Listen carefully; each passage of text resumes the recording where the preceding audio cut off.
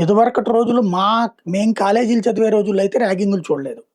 నేను ఇంటర్మీడియేట్‌లో అయినా, డిగ్రీలోనా ఎలాంటి ర్యాగింగులు చూడలేదు.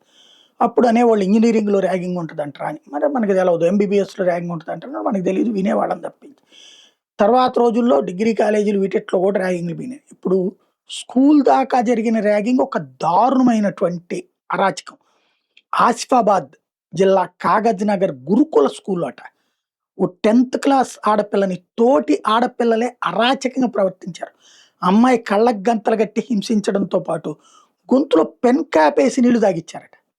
అసలు వాళ్ళు మనుషులా? రాక్షసుల్లాగా తయారవుతున్నారో వీళ్ళు అర్థం కావట్లేదు.